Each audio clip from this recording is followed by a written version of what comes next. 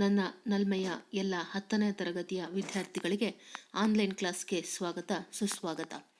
ವಿದ್ಯಾರ್ಥಿಗಳೇ, ಅಧ್ಯಾಯ 13 ಸ್ಟ್ಯಾಟಿಸ್ಟಿಕ್ಸ್ ಅಂದರೆ ಸಂಖ್ಯಾಶಾಸ್ತ್ರದಲ್ಲಿ ಪಾರ್ಟ್ ಫಸ್ಟಲ್ಲಿ ನಾವು ನೇರ ವಿಧಾನ, ಅಂದಾಜು ಸರಾಸರಿ ವಿಧಾನ ಹಾಗೆ ಹಂತ ವಿಚಲನ ವಿಧಾನದಿಂದ ಹೇಗೆ ನಾವು ಸರಾಸರಿಯನ್ನು ಕಂಡುಹಿಡಿಯಬಹುದು ಅನ್ನೋದನ್ನ ಒಂದು ಉದಾಹರಣೆಯ ಲೆಕ್ಕವನ್ನು ತೆಗೆದುಕೊಂಡು ತಿಳ್ಕೊಂಡ್ವಿ. ಅದರಲ್ಲಿ ಮುಖ್ಯವಾಗಿ ವಿದ್ಯಾರ್ಥಿಗಳೇ, ನೇರ ವಿಧಾನ ಅನ್ನೋದು ನಿಮಗೆ ತುಂಬ ಈಸಿಯಾಗಿರುವಂತಹ ಮೆಥಡ್ ಆಗಿದೆ ಹಾಗೂ ನಿಮಗೆ ಪರೀಕ್ಷೆಯಲ್ಲಿ ತುಂಬ ಸುಲಭವಾಗಿ ಕೇಳಿರುವ ಪ್ರಶ್ನೆಗೆ ಉತ್ತರವನ್ನು ಬರೀಲಿಕ್ಕೆ ತುಂಬ ಈಸಿಯಾಗಿರುವಂತಹ ಮೆಥಡು. ಹಾಗಾಗಿ ಆ ಮೆಥಡ್ನ ನೀವು ಫಾಲೋ ಮಾಡಿ ಅಂಥೇಳಿ ನಾನು ಪಾರ್ಟ್ ಫಸ್ಟಲ್ಲಿ ಕೆಲವೊಂದು ಉದಾಹರಣೆ ಲೆಕ್ಕಗಳನ್ನು ತಗೊಂಡು ಹಾಗೆಯೇ ಅಭ್ಯಾಸ 13.1ನಲ್ಲಿ ನಾವು 5 ಲೆಕ್ಕಗಳನ್ನು ಡಿಸ್ಕಸ್ ಮಾಡಿದ್ವಿ ಅಲ್ಲ ವಿದ್ಯಾರ್ಥಿಗಳೇ, ನೆನಪಿದೆ ಅಲ್ವಾ?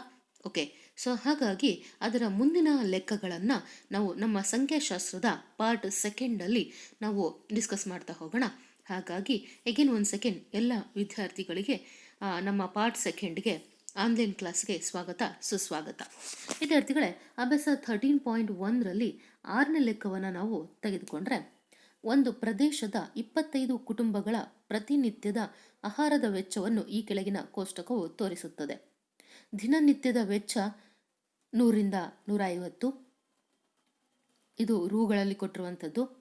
150ರಿಂದ 200, 200ರಿಂದ 250, 250ರಿಂದ 300 ಹಾಗೆ 300ರಿಂದ 350. ಕುಟುಂಬಗಳ ಸಂಖ್ಯೆ ಅದಕ್ಕೆ ಕ್ರಮವಾಗಿ ತಗೊಂಡ್ರೆ 4, 5, 12, 2, 2. ಸೂಕ್ತ ವಿಧಾನದಿಂದ ಪ್ರತಿನಿತ್ಯದ ಆಹಾರದ ವೆಚ್ಚದ ಸರಾಸರಿಯನ್ನು ಕಂಡುಹಿಡಿಯಿರಿ ಅಂತ ಇದೆ. ವಿದ್ಯಾರ್ಥಿಗಳೇ, ನಾವು ಈ ಪ್ರಶ್ನೆಯನ್ನು ತೆಗೆದುಕೊಂಡಾಗ ಮುಖ್ಯವಾಗಿ ಎ ಮತ್ತು ಎಚ್ ಅನ್ನು ನಾವು ಕಂಡುಹಿಡಬೇಕಾಗತ್ತೆ ಅಲ್ವಾ? ಹಾಗಾಗಿ ಎ ಇಸ್ ಈಕ್ವಲ್ ಟು ಅಂತ ಹೇಳಿ ನಾವು ತಗೊಂಡಾಗ 225 ಆಗುತ್ತೆ. 200 ಮತ್ತು 250 ಇದರ ಮಧ್ಯ ಬಿಂದು 225. ಹಾಗಾಗಿ ಎ ಇಸ್ ಈಕ್ವಲ್ ಟು 225 ಅಂತ ಹೇಳಿ ಕರಿತೇವೆ. ಹಾಗಾದರೆ ಎಚ್ ಇಸ್ ಈಕ್ವಲ್ ಟು ಎಷ್ಟು? 50 ಅಂತ ಹೇಳಿ ತೆಗೆದುಕೊಳ್ಳುವಂಥದ್ದು. ಹಾಗಾದರೆ ವಿದ್ಯಾರ್ಥಿಗಳೇ, ಇಲ್ಲಿ ನಾವು ಇದಕ್ಕೆ ಪಟ್ಟಿಯನ್ನು ಹಾಕಲ್ಪಟ್ಟಾಗ ನಾನೀಗ ಆಲ್ರೆಡಿ ನಿಮಗೆ ಯಾವ ಥರ ಪಟ್ಟಿ ಹಾಕಬೇಕು ಅಂತ ಹೇಳ್ಕೊಟ್ಟಿದ್ದೇನೆ, ಹೌದು ತಾನೆ? ದಿನನಿತ್ಯದ ವೆಚ್ಚದ ರೂಗಳಲ್ಲಿ XI ಅಂತ ತಗೋಬೇಕು, ಆಮೇಲೆ ಪೆಟ್ಟಿಗೆಗಳ ಸಂಖ್ಯೆ FI ಅಂತ ತಗೋಬೇಕು, ನೆಕ್ಸ್ಟ್ ಮಧ್ಯ ಬಿಂದು ಅಂದರೆ XI, ನೆಕ್ಸ್ಟ್ ಕಾಲಮಲ್ಲಿ DI is equal to XI minus 150, UI is equal to XI minus 75.5 divide by 3, FI into DI, FI into UI. ವಿದ್ಯಾರ್ಥಿಗಳೇ, ಈ ಎಲ್ಲ ಅಂಶಗಳನ್ನು ಬರ್ಕೊಂಡು ನಾವೇನು ಮಾಡಬೇಕಾಗತ್ತೆ? ಹಂತ ವಿಚಲನ ಸೂಕ್ತ ಆಗಿರೋದ್ರಿಂದ ಅದನ್ನು ನಾವು ಇದರಲ್ಲಿ ಫಾಲೋ ಮಾಡಬೇಕಾಗತ್ತೆ. ಫಸ್ಟ್ ಕಾಲಮಲ್ಲಿ 100ರಿಂದ 150 ಏನು ನಮಗೆ ದತ್ತ ಕಾಲಮಲ್ಲಿ ಕೊಟ್ಟಿದ್ದಾರೆ ಅದನ್ನು ಬರ್ಕೊಳ್ತಾ ಹೋಗ್ತೀವಿ. 150ರಿಂದ 200, 200ರಿಂದ 250, 250ರಿಂದ 300, 300ರಿಂದ 350. ಹಾಗೆ ಪೆಟ್ಟಿಗೆಗಳ ಸಂಖ್ಯೆ FI ಅನ್ನು ತಗೊಂಡ್ರೆ 4, 5, 12, 2, 2. Sigma FI is equal to 25 ಅಂತೇಳಿ ಕರೆಯಲ್ಪಡ್ತೀವಿ. ಹಾಗಾದರೆ XI ಅನ್ನು ತಗೊಂಡ್ರೆ, XI ಅಂದ್ರೇನು? ಮಧ್ಯ ಬಿಂದು. 100ರಿಂದ 150 ಮಧ್ಯ ಬಿಂದು ಎಷ್ಟು? 125. 150ರಿಂದ 200 175, 200ರಿಂದ 250 225, 250ರಿಂದ 300 275, 300ರಿಂದ 350 325. ಇವುಗಳು ಮಧ್ಯ ಬಿಂದು ಆಗಿದ್ದಾವೆ. ಹಾಗೆಯೇ DI is equal to XI minus 150. ಇದನ್ನು ನಾವು ತೆಗೆದುಕೊಂಡಾಗ ಅಲ್ಲಿ XI ಅಂತ ಹೇಳಿದಾಗ ಏನಾಗುತ್ತೆ ಅಲ್ವಾ? ಕಳೆಯಲ್ಪಟ್ಟರೆ ಮೈನಸ್ 100 ಅಂತ ಹೇಳಿ ಬರುತ್ತೆ. ಹಾಗೆಯೇ ನೆಕ್ಸ್ಟು ತೆಗೆದುಕೊಂಡ್ರೆ ಮೈನಸ್ 50, 0, 50, 100. ಹಾಗಾಗಿ UI is equal to XI minus 75.5 divide by 3. ಆ ಎಲ್ಲ ಬೆಲೆಗಳನ್ನು ಆದೇಶಿಸಿಬಿಟ್ಟು ಕ್ಯಾಲ್ಕುಲೇಟ್ ಮಾಡಿದರೆ -2, -1, 0, 1, 2 ಬರುತ್ತೆ. ಹಾಗೆ FI ಇಂಟು DI ಎರಡನ್ನು ಗುಣಿಸಿದರೆ ಅಲ್ಲಿಗೆ -100 ಇಂಟು 4 -400, ನೆಕ್ಸ್ಟು -250, 0, 100, 200. ಅಲ್ಲಿಗೆ ವಿದ್ಯಾರ್ಥಿಗಳಿಗೆ ಕ್ಯಾಲ್ಕುಲೇಟ್ ಮಾಡಿದರೆ -350 ಅಂತ ಹೇಳಿ ಬರುತ್ತೆ. ಹಾಗೆಯೇ FI ಮತ್ತು UI ಅನ್ನು ತಗೊಂಡ್ರೆ -8, -5, 0, 2, 4 ಇದನ್ನು ಕ್ಯಾಲ್ಕುಲೇಟ್ ಮಾಡಿದರೆ -7 ಬರುತ್ತೆ. ಹಾಗಾಗಿ ಅಂದಾಜು ಸರಾಸರಿ ವಿಧಾನದಿಂದ X bar is equal to A plus sigma FI DI divide by sigma FI. So ಬೆಲೆಗಳನ್ನು ಆದೇಶಿಸಲ್ಪಟ್ರೆ 225 plus minus 350 divide by 25 is equal to 225 plus into minus minus 25 14 350. ಸೊ ಅಲ್ಲಿಗೆ ಕಳೆದರೆ 211 ಅಂಥೇಳಿ ಬರುತ್ತೆ.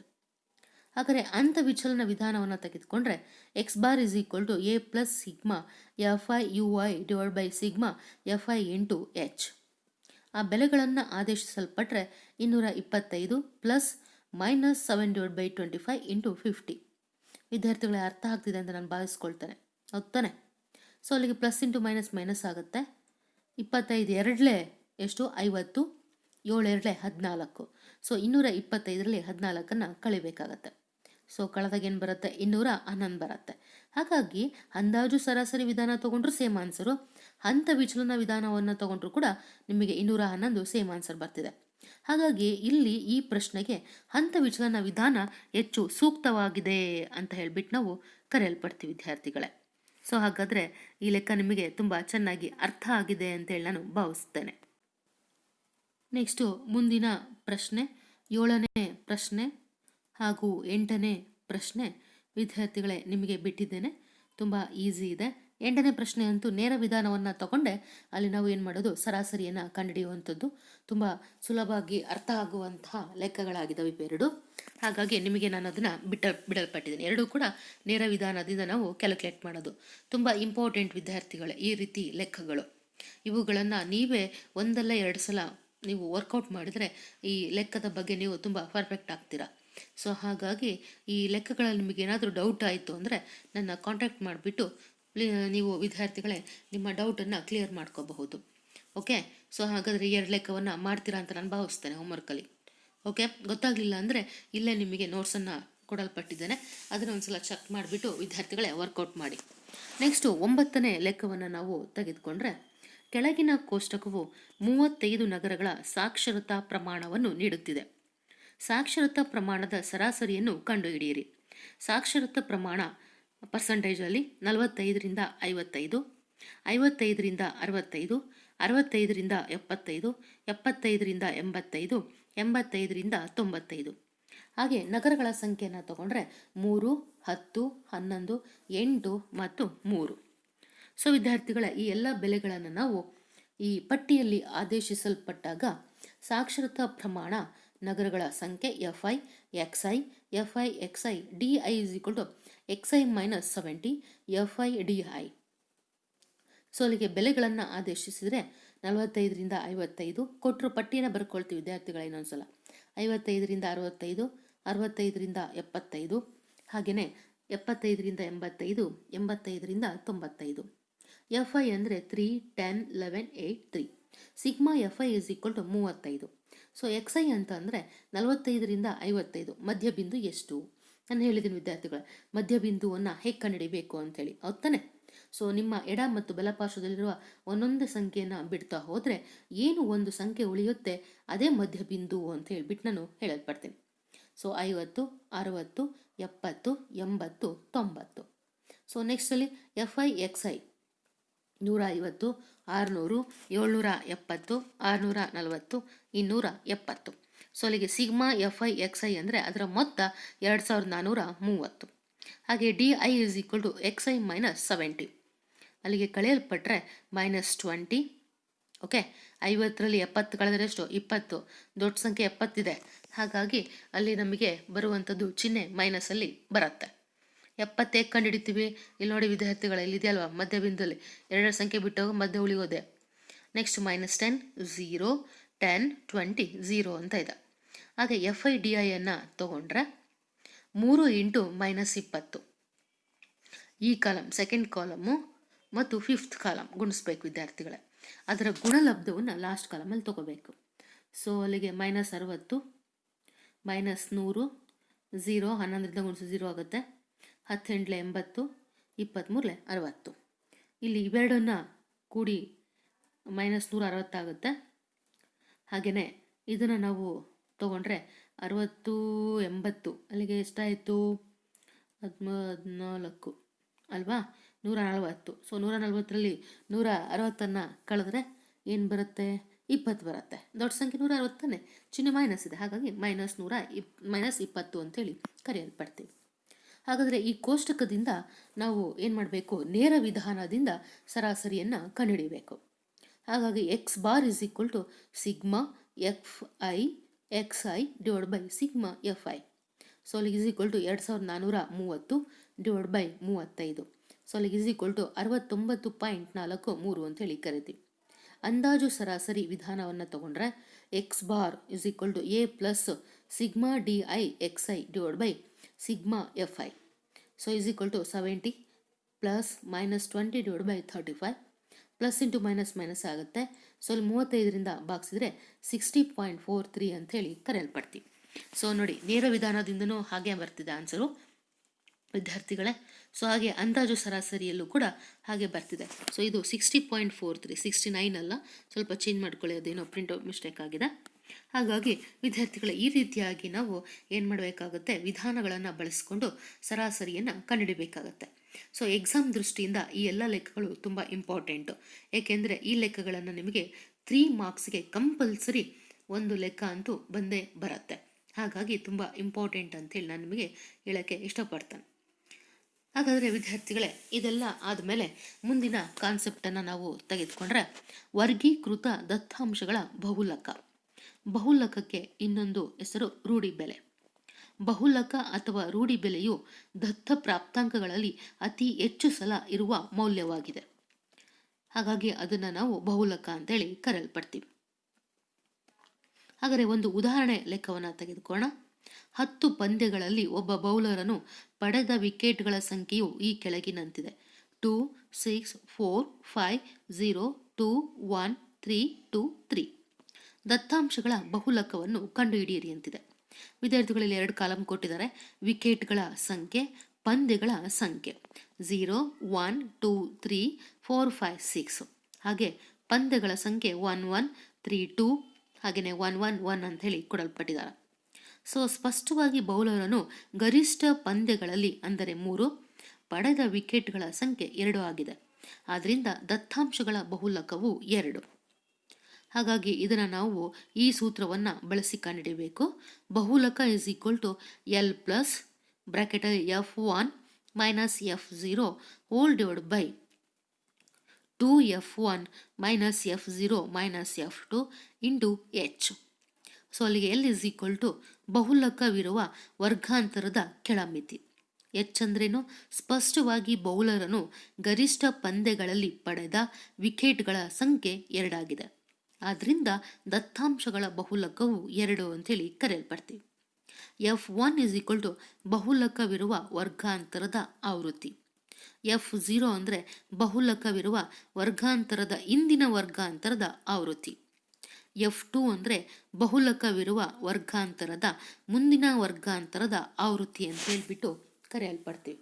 ಸೊ ಈ ರೀತಿಯಾಗಿ ವಿದ್ಯಾರ್ಥಿಗಳೇ ನಾವು ಏನು ಮಾಡ್ತಾ ಹೋಗ್ತೀವಿ, ಫಾರ್ಮುಲಾವನ್ನು ಯೂಸ್ ಮಾಡಿ ಬಹುಲಕವನ್ನು ಕಂಡುಹಿಡಿಯಬೇಕಾಗತ್ತೆ.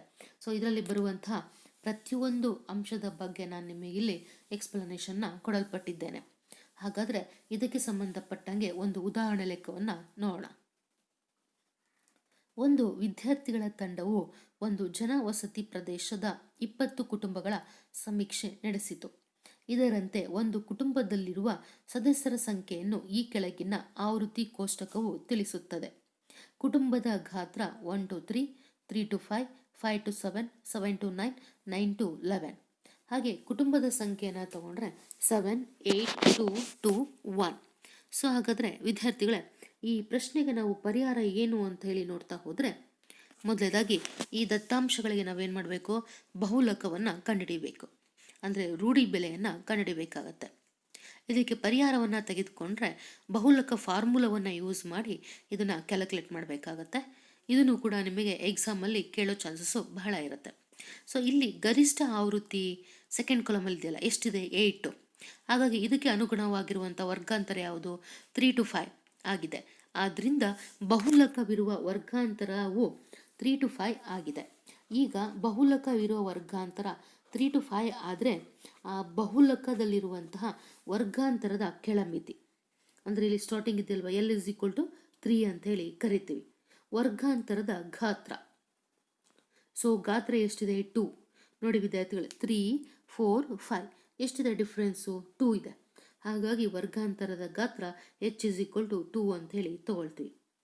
ಬಹುಲಕವಿರುವ ವರ್ಗಾಂತರದ ಆವೃತ್ತಿ, ಈ 3 to 5 ವರ್ಗಾಂತರ ಇದೆಯಲ್ಲ, ಇದಕ್ಕಿರೋ ಆವೃತ್ತಿ ಯಾವುದು? F1 ಅಂದರೆ 8 ಅಂತ ಇದೆ.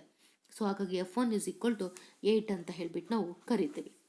ಬಹುಲಕವಿರುವ ವರ್ಗಾಂತರದ ಇಂದಿನ ವರ್ಗಾಂತರದ ಆವೃತ್ತಿ, so F0 is equal to 7 ಅಂತ ಹೇಳ್ಬಿಟ್ಟು ನಾವು ಕರೆಯಲ್ಪಡ್ತೀವಿ. ನೆಕ್ಸ್ಟ್ ಬಹುಲಕವಿರುವ ವರ್ಗಾಂತರದ ಮುಂದಿನ ವರ್ಗಾಂತರದ ಆವೃತ್ತಿ, ಆ ಕಾಲಮಲ್ಲಿ ಮುಂದೆ ಬರುವಂಥದ್ದು ಅದೇನು F2 ಇಸ್ ಈಕ್ವಲ್ ಟು 2 ಅಂತ ಹೇಳಿ ಕರಿತೀವಿ. ಸೊ ಈ ರೀತಿಯಾಗಿ ಕೊಟ್ಟಿರುವ ಪಟ್ಟಿಯನ್ನು ತಗೊಂಡು ವಿದ್ಯಾರ್ಥಿಗಳೇ ನಮಗೆ ಸೂತ್ರದಲ್ಲಿ ಬೇಕಾಗಿರುವಂತಹ ಎಲ್ಲ ಅಂಶಗಳನ್ನು ಕಂಡುಹಿಡಿಯಬೇಕಾಗತ್ತೆ. ಹಾಗಾದರೆ ಸೂತ್ರವನ್ನು ತೆಗೆದುಕೊಳ್ಳೋಣ. ಸೊ ಬಹುಲಕ is equal to L plus ಬ್ರ್ಯಾಕೆಟಲ್ಲಿ F1 minus F0 whole divide by 2F1 minus F0 minus F2 into H ಅಂತೇಳಿ ಹೇಳ್ತೇವೆ. ಹಾಗಾದರೆ ಬಹುಲಕ ಇಸ್ ಈಕ್ವಲ್ ಟು ಬೆಲೆಗಳನ್ನು ಆದೇಶಿಸಿದರೆ 3 ಪ್ಲಸ್ ಬ್ರ್ಯಾಕೆಟಲ್ಲಿ 8 minus 7 whole divide by 2 into 8 minus 7 minus 2 into 2. So ಅಲ್ಲಿಗೆ 8ರಲ್ಲಿ 7 ಹೋದರೆ 1, 8 16, 7 2 9, ಸೊ ಇಂಟು 2. ಅಲ್ಲಿಗೆ 2 1s 2, 16ರಲ್ಲಿ 9 ಹೋದರೆ 7. ಅಲ್ಲಿಗೆ ವಿದ್ಯಾರ್ಥಿಗಳೇ ಇದನ್ನು ನಾವು ಕ್ಯಾಲ್ಕುಲೇಟ್ ಮಾಡಿದರೆ 2/7ನ 0.286 ಬರುತ್ತೆ. ಇದಕ್ಕೆ 3ಅನ್ನು ಕೂಡಲ್ಪಟ್ಟರೆ ಬಹುಲಕ ಇಸ್ ಈಕ್ವಲ್ ಟು 3.286 ಅಂತೇಳಿ ಕರೆಯಲ್ಪಡ್ತೀವಿ. ಸೊ ಈ ಮೇಲಿನ ದತ್ತಾಂಶಗಳ ಬಹುಲಕ ಏನಾಗಿರುತ್ತೆ? 3.286 ಅಂತ ಹೇಳಿ ಕರೆಯಲ್ಪಡ್ತೀವಿ. ಸೊ ಈ ಮೆಥಡ್ ನಿಮಗೆ ಅರ್ಥ ಆಗಿದೆ ಅಂತೇಳಿ ನಾನು ಭಾವಿಸ್ತೇನೆ ವಿದ್ಯಾರ್ಥಿಗಳೇ, ಏನು ಡೌಟ್ ಇಲ್ಲ ಅಲ್ವಾ? ಹಾಗಾದರೆ ಮುಂದಿನ ಉದಾಹರಣೆ 6ನೇ ಲೆಕ್ಕವನ್ನು ಸೊ ನೀವೇ ವರ್ಕೌಟ್ ಮಾಡಬೇಡಿ. ಈ ಲೆಕ್ಕ ತುಂಬ ಈಸಿ ಇದೆ ಅಲ್ವಾ? ಈ ರೀತಿ ಲೆಕ್ಕಗಳು ಬಹುಲಕವನ್ನು ಕಂಡುಹಿಡಿಯುವಂಥದ್ದು. ನೆಕ್ಸ್ಟು ಹಾಗಾದರೆ ಮುಂದಿನ ಅಭ್ಯಾಸದ ಲೆಕ್ಕವನ್ನು ನೋಡೋಣ. ಅಭ್ಯಾಸ 13.2 ನಾವು ತೆಗೆದುಕೊಂಡಾಗ ಒಟ್ಟು 6 ಲೆಕ್ಕಗಳು ವಿದ್ಯಾರ್ಥಿಗಳೇ ಈ ಅಭ್ಯಾಸದಲ್ಲಿ ನಮಗೆ ಕಂಡು ಬರ್ತಾ ಇದೆ.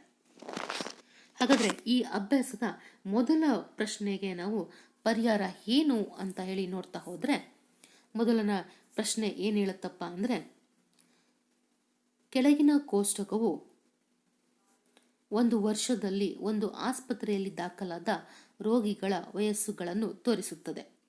ವಯಸ್ಸು ಅಥವಾ ವರ್ಷಗಳಲ್ಲಿ 5 to 15, 15 to 25, 25 to 35, 35 to 45, 45 to 55, 55 to 65. ಹಾಗಾದರೆ ರೋಗಿಗಳ ಸಂಖ್ಯೆ 6, 11, 21, 23, 14, 5 ಅಂತ ಹೇಳಿ ಕರೆಯಲ್ಪಡ್ತೀವಿ. ಮೇಲೆ ನೀಡಿದ ದತ್ತಾಂಶಗಳಿಗೆ ಬಹುಲಕ ಮತ್ತು ಸರಾಸರಿಯನ್ನು ಕಂಡುಹಿಡಿಯಿರಿ ಅಂತಿದೆ. ಕೇಂದ್ರೀಯ ಪ್ರವೃತ್ತಿಯ ಈ 2 ಅಳತೆಗಳನ್ನು ಹೋಲಿಸಿ ಮತ್ತು ವ್ಯಾಖ್ಯಾನಿಸಿ ಅಂತೇಳಿ ಕೊಡಲ್ಪಟ್ಟಿದ್ದಾರೆ. ರೋಗಿಗಳ ಗರಿಷ್ಠ ಸಂಖ್ಯೆ ಏನಾಗಿರುತ್ತೆ? 23.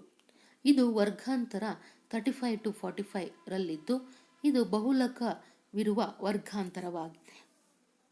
ಆದ್ದರಿಂದ ಬಹುಲಕವಿರುವ ವರ್ಗಾಂತರದ ಕೆಳಮಿತಿ L is equal to 35. ವರ್ಗಾಂತರದ ಗಾತ್ರ H is equal to 10. ಬಹುಲಕವಿರುವ ವರ್ಗಾಂತರದ ಆವೃತ್ತಿ Fi is equal to 23.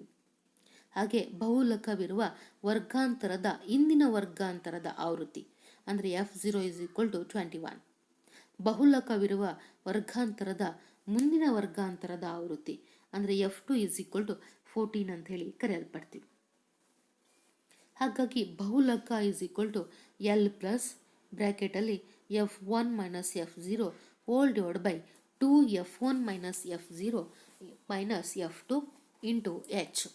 So ಅಲ್ಲಿಗೆ ವಿದ್ಯಾರ್ಥಿಗಳ ಬೆಲೆಗಳನ್ನು ಆದೇಶಿಸಿದರೆ ಎಲ್ ಅಂದರೆ 35 plus 23 minus 21 divide by 2 into 23 minus 21 minus 14 into 10. ಅಲ್ಲಿಗೆ 35 ಪ್ಲಸ್ 23ರಲ್ಲಿ 21 ಹೋದರೆ 2, 23 2 46, 21 ಮೈನಸ್ 14 ಕೂಡಿದರೆ ಮೈನಸ್ 35 ಇಂಟು 10. ಸೊ ಅಲ್ಲಿಗೆ 35 plus 2 divide by 11 into 10. So ಅಲ್ಲಿಗೆ ನೆಕ್ಸ್ಟ್ ಇದನ್ನು ನಾವು ಕ್ಯಾಲ್ಕುಲೇಟ್ ಮಾಡಿಕೊಂಡ್ರೆ 35 ಪ್ಲಸ್ ಡಿವೈಡ್ ಮಾಡಿದರೆ 1.81 ಅಂತ ಹೇಳಿ ಬರುತ್ತೆ. ಸೊ ಅಲ್ಲಿಗೆ ವಿದ್ಯಾರ್ಥಿಗಳೇ ಇವೆರಡನ್ನು ಕೂಡಿದರೆ ಈ 36.81 ಆಗಿದೆ ಅಂಥೇಳಿ ಕರೆಯಲ್ಪಡ್ತೀವಿ. ಇದೇನಿದು ಈ ಮೇಲಿನ ದತ್ತಾಂಶಗಳ ಬಹುಲಕ ಅಂಥೇಳಿ ಕರೆಯಲ್ಪಡ್ತೀವಿ. ಸೊ ಇಲ್ಲಿ ಬಹುಲಕ ಅಷ್ಟೇ ಕೇಳಿಲ್ಲ, ಇನ್ನೂ ಒಂದು ಪ್ರಶ್ನೆಯನ್ನು ಕೇಳಿದರೆ ಏನು, ಸರಾಸರಿಯನ್ನು ಕೂಡ ಕಂಡುಹಿಡಿಯಿರಿ ಅಂತ ಹೇಳಿದ್ದಾರೆ. ಯಾವುದು, ಹಂತ ವಿಚಲನ ವಿಧಾನವನ್ನು ತೆಗೆದುಕೊಳ್ಬೇಕಾಗತ್ತೆ. ಸೊ ಈಗ ಈ ವಿಧಾನವನ್ನು ತೆಗೆದುಕೊಂಡ್ರೆ ಇದರಲ್ಲಿ ಎ ಇಸ್ ಈಕ್ವಲ್ ಟು 30 ಆಗಿರುತ್ತೆ ನಮ್ಮ ಪಟ್ಟಿಯ ಪ್ರಕಾರ. ಹಾಗೆ ಎಚ್ ಇಸ್ ಈಕ್ವಲ್ ಟು 10, ಏಕೆಂದರೆ ವರ್ಗಾಂತರದ ಗಾತ್ರ 10 ಡಿಫ್ರೆನ್ಸ್ ಇರೋದ್ರಿಂದ ಎಚ್ ಇಸ್ ಈಕ್ವಲ್ ಟು 10 ಅಂತ ಹೇಳಿ ತಗೊಳ್ತೀವಿ. ಹಾಗಾದರೆ ವಿದ್ಯಾರ್ಥಿಗಳ ಈ ಪಟ್ಟಿಯನ್ನು ತಗೊಂಡಾಗ ವಯಸ್ಸು ವರ್ಷಗಳಲ್ಲಿ, ರೋಗಿಗಳ ಸಂಖ್ಯೆ FI, XI, DI is equal to XI minus 70, UI is equal to XI minus 30 divide by 10. ಹಾಗೆ last column FI into UI. ಹಾಗಾದರೆ ಆ ಎಲ್ಲ ಬೆಲೆಗಳನ್ನು ನಾವು ಈ ಪಟ್ಟಿಯಲ್ಲಿ ಆದೇಶಿಸಿದಾಗ 5 to 15, 15 to 25, 25 to 35, 35 to 45, ಹಾಗೆ 45 to 55, 55 to 65. ಸೊ ಈ ರೀತಿಯಾಗಿ ದತ್ತಾಂಶಗಳನ್ನು ನಾವು ಬರಿತಾ ಹೋಗ್ತೀವಿ. ಹಾಗೆ ಸೆಕೆಂಡ್ ಕಾಲಮಲ್ಲಿ FI ಅನ್ನು ತೊಗೊಂಡ್ರೆ ಅಂದರೆ ಆವೃತ್ತಿ, ಫ್ರೀಕ್ವೆನ್ಸಿ ಅಂತೇಳಿ ಕರೆಯಲ್ಪಡ್ತೀವಿ. ಇದು ಕೂಡ ದತ್ತಾಂಶವನ್ನು ಕೊಟ್ಟಿರುವಂಥದ್ದು 6, 11, 21, 23, 14, 5. ಇವುಗಳ ಮೊತ್ತ ಅಂದರೆ ಕೂಡಿದಾಗ ಬರುವುದೇ ಸಿಗ್ಮಾ FI. ಅಲ್ಲಿಗೆ 80 ಆಯಿತು.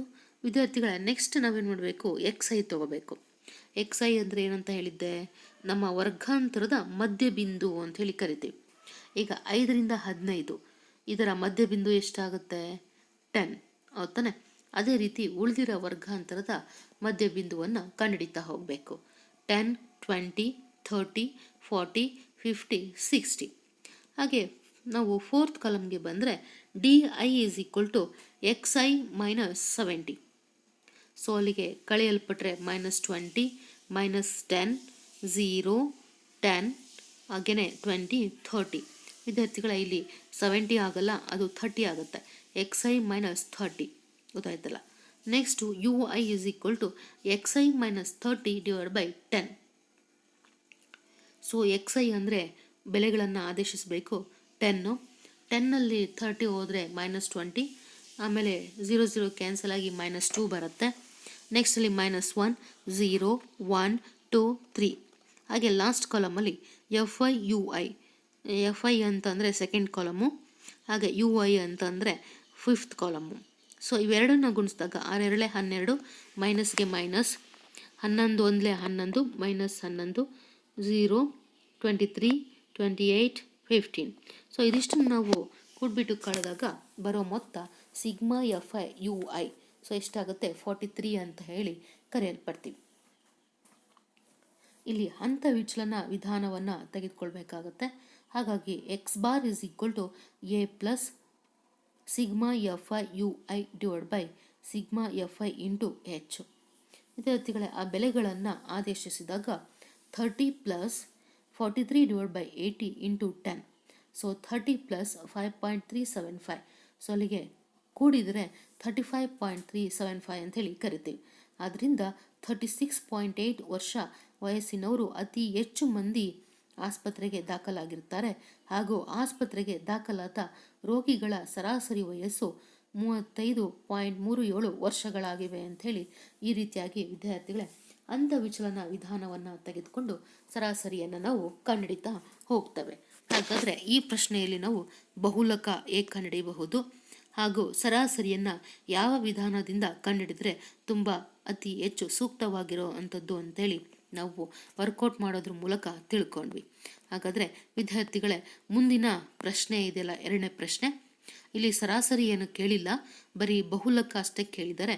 ಸೊ ಸೂತ್ರವನ್ನು ಉಪಯೋಗಿಸ್ಬಿಟ್ಟು ವಿದ್ಯಾರ್ಥಿಗಳೇ ಅದನ್ನು ನೀವು ಕಂಡುಹಿಡಿತಾ ಹೋಗಿ.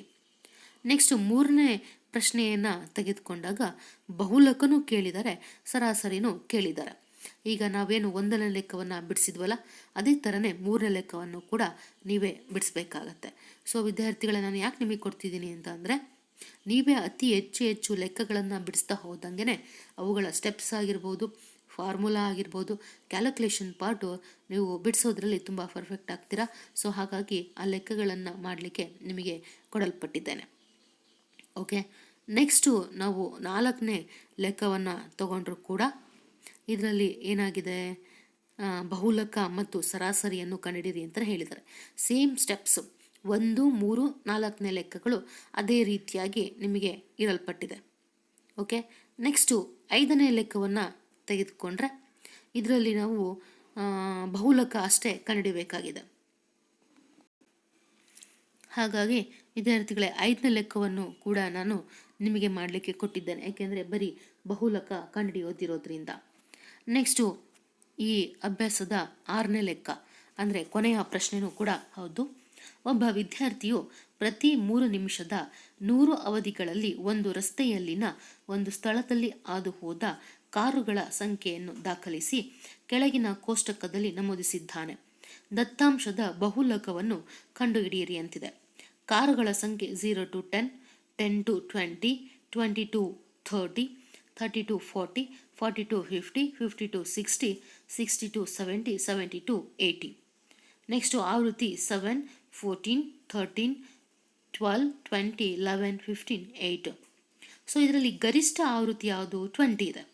ಹಾಗಾದರೆ ಅದರ ವರ್ಗಾಂತರ ಯಾವುದು? ನೋಡಿ, ವರ್ಗಾಂತರ ಯಾವುದಿದೆ? 40 to 50 ರಲ್ಲಿದ್ದು ಇದು ಬಹುಲಕವಿರುವ ವರ್ಗಾಂತರವಾಗಿದೆ. ಆದ್ದರಿಂದ ಬಹುಲಕವಿರುವ ವರ್ಗಾಂತರದ ಕೆಳಮಿತಿ L = 40 ಅಂತೇಳಿ ಕರಿತೀವಿ. ವರ್ಗಾಂತರದ ಗಾತ್ರ H = 10. ಬಹುಲಕವಿರುವ ವರ್ಗಾಂತರದ ಆವೃತ್ತಿ ಅಂದರೆ ಯಾವುದು? FI 20 ಅಂತೇಳಿ ಕರಿತೀವಿ ನಮ್ಮ ಕೋಷ್ಟಕದಿಂದ. ಸೊ ಹಾಗೆಯೇ ಬಹುಲಕವಿರುವ ವರ್ಗಾಂತರದ ಹಿಂದಿನ ವರ್ಗಾಂತರದ ಆವೃತ್ತಿ ಅಂದರೆ F0 = 12. ಬಹುಲಕ ಇರುವ ವರ್ಗಾಂತರದ ಮುಂದಿನ ವರ್ಗಾಂತರದ ಆವೃತ್ತಿ F2 = 11. ಸೊ ವಿದ್ಯಾರ್ಥಿಗಳ ಇದನ್ನೆಲ್ಲ ನಾವು ಪಟ್ಟಿಯಿಂದ ತಗೊಳ್ಳುವಂಥದ್ದು. ನೆಕ್ಸ್ಟು ಫಾರ್ಮುಲಾವನ್ನು ತೆಗೆದುಕೊಂಡಾಗ ಬಹುಲಕ = L ಪ್ಲಸ್ ಬ್ರ್ಯಾಕೆಟಲ್ಲಿ F1 - F0 whole divide by 2F1 - F0 - F2 into H. ಹಾಗೆಯೇ ಬಹುಲಕ = 40 plus 20 - 12 divide by 2 into 20 - 12 - 11 into 10. So ಅಲ್ಲಿ 20ಯಲ್ಲಿ 12 ಹೋದರೆ 8. ಸೊ 22ರಲ್ಲಿ 40, 12 11 ಅಂದರೆ -23 ಇಂಟು 10. ಸೊ ಅಲ್ಲಿಗೆ ಕಳೆಯಲ್ಪಟ್ಟರೆ 8 ಡಿವೈಡ್ ಬೈ 17 ಇಂಟು 10. ಅಲ್ಲಿಗೆ ಗುಣಿಸಿದಾಗ ವಿದ್ಯಾರ್ಥಿಗಳೇ ಅಲ್ಲಿಗೆ 80 ಡಿವೈಡ್ ಬೈ 17 ಆಗುತ್ತೆ. 17ಇಂದ ನಾವು ಭಾಗಿಸಿದಾಗ 4.71 ಅಂತ ಬರುತ್ತೆ. ಅಂದರೆ ಅಲ್ಲಿಗೆ ಏನಾಯಿತು? 40 ಪ್ಲಸ್ 4.71 ಅಂದರೆ 44.71 ಅಂತ ಹೇಳಿ ಬಂತು. ಸೊ ಮೇಲಿನ ದತ್ತಾಂಶಗಳ ಬಹುಲಕ 44.71 ಆಗಿದೆ ಅಂತ ಹೇಳ್ಬಿಟ್ಟು ನಾವು ಕರೆಯಲ್ಪಡ್ತೀವಿ. ಹಾಗಾದರೆ ವಿದ್ಯಾರ್ಥಿಗಳೇ ಅಭ್ಯಾಸ 13.1 ಬರುವಂತಹ ಎಲ್ಲ ಲೆಕ್ಕಗಳು ನಿಮಗೆ ಚೆನ್ನಾಗಿ ಅರ್ಥ ಆಗಿದೆ ಅಂತೇಳಿ ನಾನು ಭಾವಿಸ್ತೇನೆ. ಹಾಗಾಗಿ ನಮ್ಮ ಸಂಖ್ಯಾಶಾಸ್ತ್ರದ ಪಾರ್ಟ್ 2 ಭಾಗವನ್ನು ಇಲ್ಲಿಗೆ ಮುಕ್ತಾಯಗೊಳಿಸೋಣ. ಇದರಲ್ಲಿ ನಾನೇನು ನಿಮಗೆ ಲೆಕ್ಕಗಳನ್ನು ಕೊಟ್ಟಿದ್ದೇನೆ ಅವುಗಳನ್ನು ನೀವು ಮ್ಯಾಥ್ಸ್ ಹೋಮ್ವರ್ಕಲ್ಲಿ ಕ್ವಶನ್ ವಿತ್ ಆನ್ಸರ್ ಮಾಡಿ ಬಿಡಿಸಿರಬೇಕು. ನಂತರದ ಅವಧಿಯಲ್ಲಿ ನಾನು ಅದನ್ನ ಕರೆಕ್ಷನ್ ಮಾಡ್ತೀನಿ. ಹಾಗಾದರೆ ನಾವು ಮುಂದಿನ ಕಾನ್ಸೆಪ್ಟ್ ಅಂದರೆ ವರ್ಗೀಕೃತ ದತ್ತಾಂಶಗಳ ಮಧ್ಯಾಂಕವನ್ನು ಕಂಡುಹಿಡಿಯುವಂಥದ್ದು ಅದನ್ನು ನಾವು ನಮ್ಮ ಸಂಖ್ಯಾಶಾಸ್ತ್ರದ ಪಾರ್ಟ್ 3 ನಾವು ಡಿಸ್ಕಸ್ ಮಾಡ್ತಾ ಹೋಗೋಣ. ಹಾಗಾಗಿ ಅದನ್ನು ಮುಂದಿನ ಅವಧಿಯಲ್ಲಿ ನೋಡೋಣ. ಅಲ್ಲಿಯವರೆಗೆ ಎಲ್ಲ ವಿದ್ಯಾರ್ಥಿಗಳಿಗೆ ಧನ್ಯವಾದಗಳು.